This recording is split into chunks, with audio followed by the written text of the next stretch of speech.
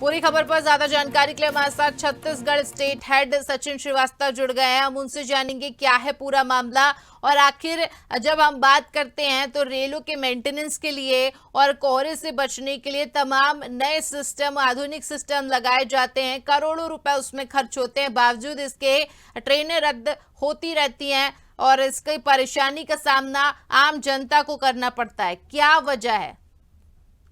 देखिए, मैं सबसे पहले आपको बता दूं ऐसे कि छत्तीसगढ़ में जो ठंड का जो है कोहरा का माहौल है, काफी बीच में चरम सीमा पे थी। कहीं ना कहीं आज का दिन थोड़ा सा सही देखने को मिल रहा है, मगर देखिए जो कोहरे की बात है, उससे कहीं ना कहीं आवागमन में कहीं ना कहीं प्रभाव तो पड़ता ही है।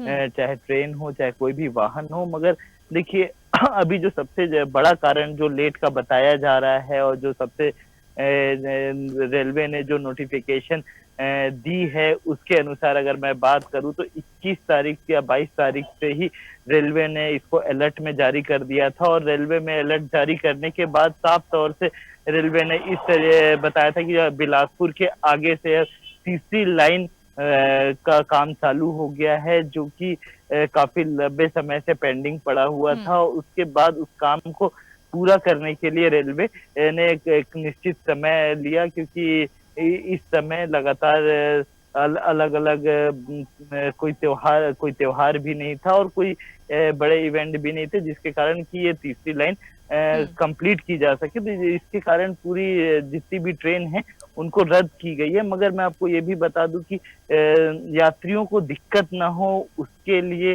रेलवे ने कई पुख्ता इंतजाम किए।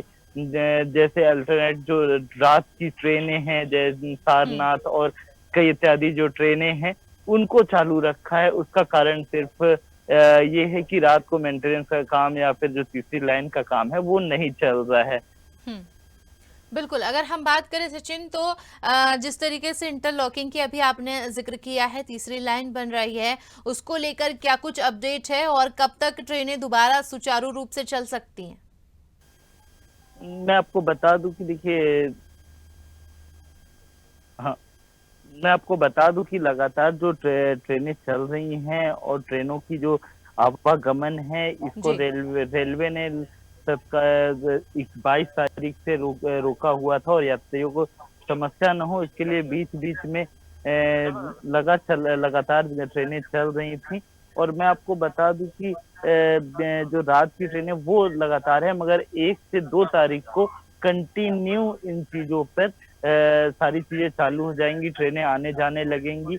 और ट्रेन जब और तीसरी लाइन का भी काम पूरा हो जाएगा। और रेलवे ने इसके लिए पहले से पूरी तैयारी रखी थी, मगर कहीं ना कहीं ठंड का असर रात को भी दिखता है, क्योंकि देखिए जो हम शुरू में कोहरे की बात कर रहे थे और बाकी सारी चीजों की बात कर रहे थे, तो कहीं ना कहीं उन सारी चीजें व्यवस्थाओं को लेके मैं आपको बता दूं कि पूरी व्यवस्था को लेकर रेलवे ने इन सारी चीजों को दुरुस्त करने के लिए पहले से इंतजाम लगे। कहीं ना कहीं आगे जाकर यात्रियों को इन चीजों से फायदा होगा और ये जो यात्री हैं वो अपना आना जाना शुरू कर पाएंगे। जो जैसे पहले रेल चलती थी वैसे चल पाएगी, और बल्कि जो ट्रेनें जो बहुत ज्यादा लेट हो रही थी उसको भी रेलवे टाइम पे ले आएगा। इसलिए सारी चीजें व्यवस्थित की जाने के लिए तीसरी लाइन का काम चालू हुआ है। और साथ में जो कोहरे की बात हम लोग शुरुआत में कर रहे थे, कहीं ना कहीं कोहरे का कहीं ना कहीं जिक्र होगा ही, क्योंकि जो ठंड का दिन है और कोहरा